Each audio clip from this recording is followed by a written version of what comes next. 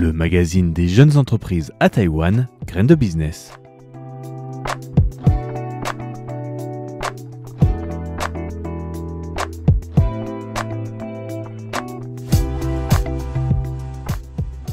Bonjour et bienvenue pour ce nouvel épisode de Graines de Business. Vous êtes en compagnie de Valentin Floquet pour vous présenter une revue d'actualité des startups et du monde de l'entrepreneuriat à Taïwan. Cette semaine, j'ai décidé de vous parler de plusieurs sujets en lien avec l'actualité des startups à Taïwan. C'est notamment issu d'un rapport fait par Startup Island dans sa newsletter avec les informations à savoir pour le mois d'août. C'est plus ou moins inspiré, mais j'ai rajouté une petite news que j'ai trouvée sur Food Next. Si vous ne connaissez pas le média, c'est un média en mandarin spécialisé sur le monde de culinaire, ce qui est assez intéressant. Et donc cette semaine, je vais vous parler donc de deux news, deux sujets spécifiques, avec une alliance sur la robotique intelligente, visant une production de plus de 1000 milliards de dollars taïwanais d'ici 2030, soit environ 29 milliards d'euros. D'une collaboration entre Taïwan et les États-Unis dans ce qu'on appelle la photonique de silicium, je vous en parlerai plus en détail dans quelques instants, à travers deux startups, et puis nous terminerons en sujet sur l'ouverture d'un food court, vous savez, ces endroits d'espace commun dans lesquels il y a beaucoup de restaurants autour et dans lesquels on s'assoit au milieu pour manger, peu importe le restaurant dans lequel on a commandé, et donc ce principe-là est adapté à un lieu un peu inédit qui est un hôpital militaire. Je vais vous en parler plus en détail parce qu'il s'agit non seulement d'un food court et donc d'une nourriture un peu plus élaborée que ce qu'on peut trouver en hôpital généralement, mais aussi d'innovation, de circuits courts en termes de nourriture et aussi de bien-être avec de la nutrition. Pour terminer, je vous parlerai de deux événements assez importants en août, notamment la participation de startups taïwanaises au Texas Global Summit à Bangkok et le Japan Taiwan Innovation Summit qui favorisera les échanges technologiques bilatéraux. Voilà donc notre programme de cette semaine pour Graines de Business. C'est tout de suite dans la revue de l'actualité des startups. Alliance sur la robotique intelligente AI Robotics. Le mardi 22 juillet dernier, une alliance majeure a été lancée à Taïwan pour capitaliser sur l'essor de l'intelligence artificielle et porter la valeur de production à plus de 1000 milliards de dollars taïwanais, 29 milliards d'euros, d'ici 2030. Cette coalition regroupe 6 organisations influentes à Taïwan, dont la Taiwan Automation Intelligence and Robotics Association, la TAIROA, la Taiwan Machine Tool and Accessory Builders Association, la TMBA, la Taiwan Association of Machinery Industry, la TAMI, la Taiwan Electric and Electronics Manufacturers Association, la TEMA, TEMA, la Taipei Computer Association, la TCA et la Cloud Computing and IoT Association in Taiwan, la CIAT. Voilà donc des noms un peu techniques. On va voir que chacune a un peu son objectif et la TAIROA a annoncé la création de 5 modèles de robots made in Taiwan sur 4 plateformes: véhicules mobiles et automatisés, robots piétons, humanoïdes et design spécialisé. Le but est de bâtir un écosystème local complet en robotique d'intelligence artificielle, robotique, tirant parti du leadership taïwanais dans les contrôleurs, les capteurs, les puces, la mécanique électrique et les solutions logicielles d'intelligence artificielle intégrées. L'Alliance visera donc une chaîne de valeur locale robuste autour des systèmes d'aide à la décision, des systèmes d'alimentation et de contrôle, afin d'atteindre des standards internationaux et permettre aux produits fabriqués à Taïwan de gagner en compétitivité à l'export. Les robots seront déployés dans 8 secteurs majeurs: la santé, la logistique, l'agriculture, l'industrie manufacturière, les soins aux personnes, la restauration, les secours en cas de catastrophe et enfin les patrouilles. Lors de la cérémonie d'inauguration, la vice-présidente Xiaobi Kim a souligné que cette alliance symbolise la coopération interindustrielle taïwanaise et présente une action concrète dans l'innovation. Elle estime que l'intelligence artificielle en robotique constituera la base de la prochaine révolution industrielle et que Taïwan est bien positionné pour s'imposer sur le marché mondial des robots intelligents. Alors, en ce qui concerne l'entrepreneuriat, cette initiative ouvre de vastes opportunités pour les jeunes entreprises spécialisées en intelligence artificielle logicielle, en automatisation, en robots mobiles ou en système de capteurs. Elles peuvent s'intégrer aux chaînes de valeur, proposer des services innovants ou participer à des consortiums de production locale. coopération entre Taïwan et les États-Unis dans l'écosystème de la photonique de silicium.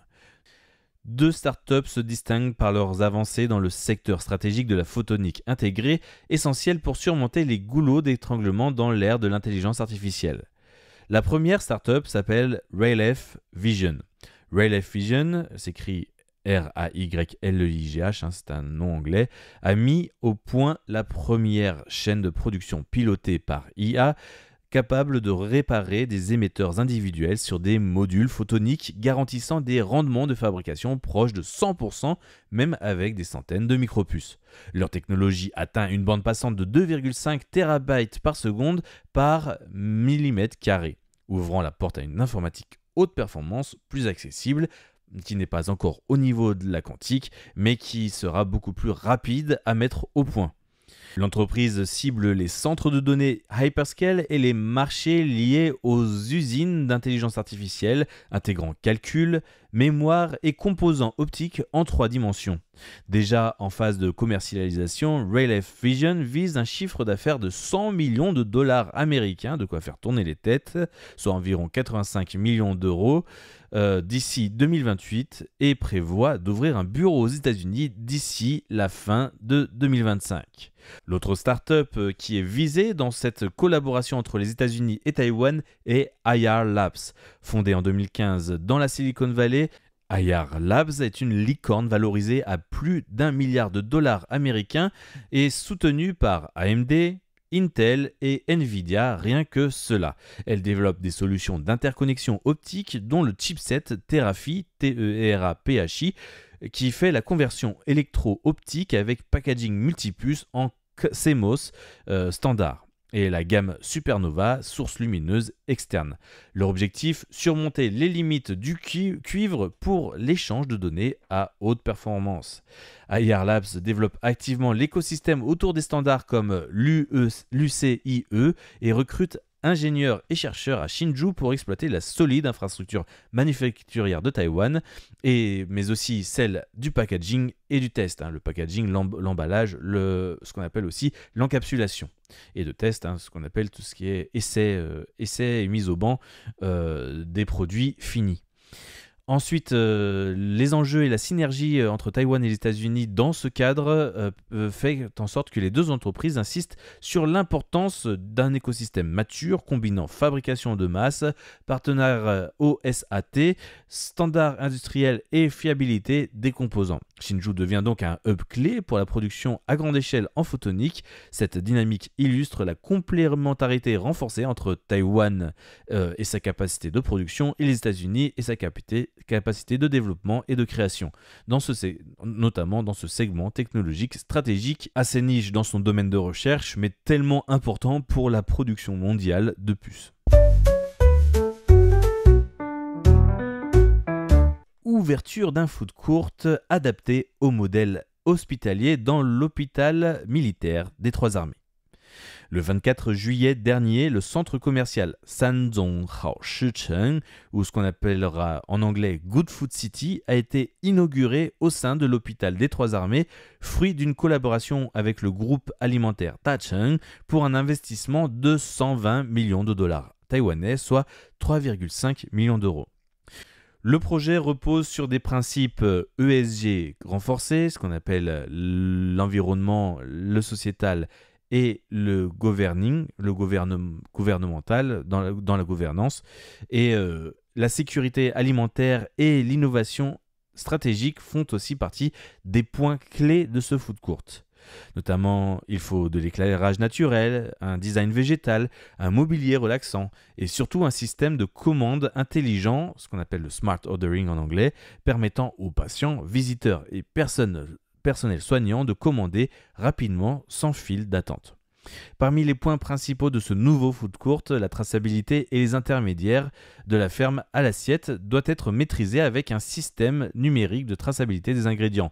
La participation de nutritionnistes doit être aussi dans la conception des menus de chaque boutique, mais aussi des contrôles sanitaires réguliers qui seront effectués par le bureau SGS, bureau de contrôle assez connu, et qui comprennent des points d'inspection importants pour les Taïwanais, notamment liés aux scandales alimentaires qui ont lieu par le passé, tels que le recyclage des huiles de cuisson ou encore la gestion intelligente de l'énergie. Alors, parmi les 32 enseignes qui seront présentes dans ce food court, un food court assez imposant, il y aura notamment Liu Shantang, qui fait de la cuisine traditionnelle de Chaoshan, avec bouillon riche, sans antibiotiques ou avec des animaux élevés sans antibiotiques. Il y aura aussi Rao Shushang, qui est de la Neo Kitchen, qui fait de la cuisine végétarienne de style taïwanais. Enfin, il y aura aussi l'enseigne Lutino, ou Gino Green, qui est une cuisine végétarienne de style occidental. Il y aura également une boulangerie qui s'appellera Yen Daochen, un restaurant Zhongyi Paigu, qui est une chaîne, et le magasin Anshingo, qui sont plutôt des chaînes et des boutiques répandues en dehors du marché, du monde hospitalier. Le menu inclut notamment des plats à base de viande végétale, de pain artisanal et des boissons protéinées. Des réductions sont proposées aux militaires, anciens combattants et personnels hospitaliers dans le cadre de cette collaboration. Alors, ce nouveau modèle d'hôpital-commerce combine restauration innovante, technologie de commande numérique, gestion durable et bien-être, une source d'inspiration pour toute personne qui aurait du mal à trouver un lieu atypique pour développer un projet qui permet de combiner innovation, santé, bien-être et alimentation.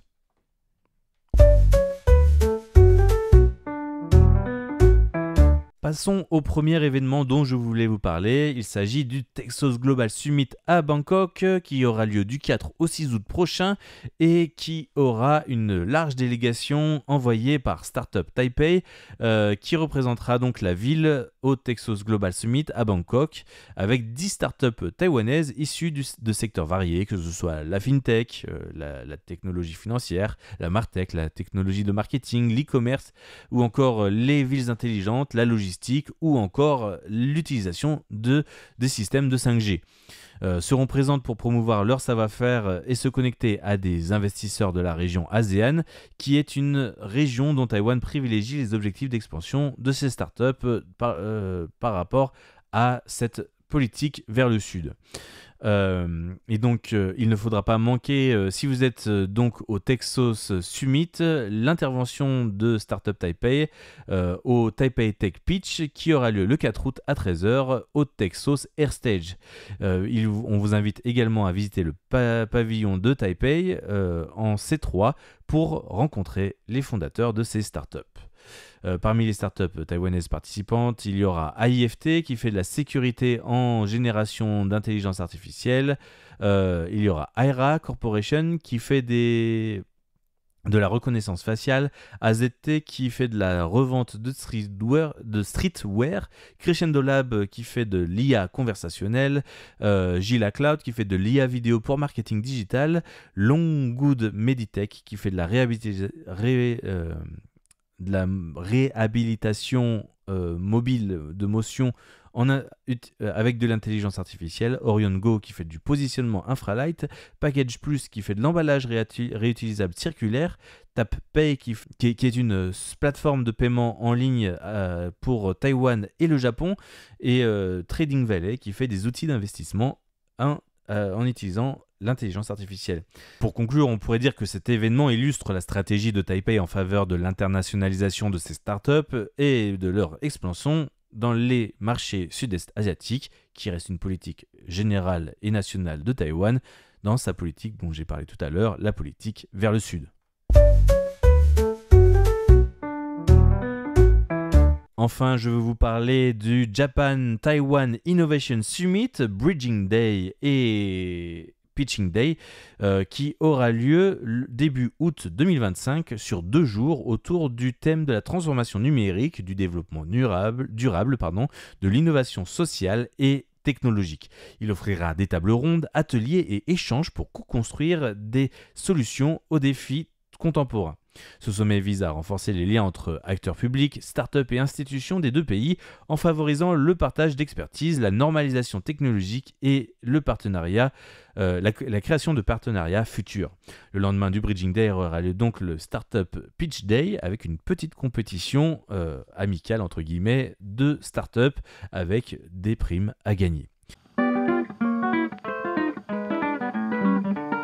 Voilà pour cette revue d'actualité pour le mois d'août de 2025, avec pas mal de choses en perspective en termes d'événements et en termes d'activités et de signature de contrats.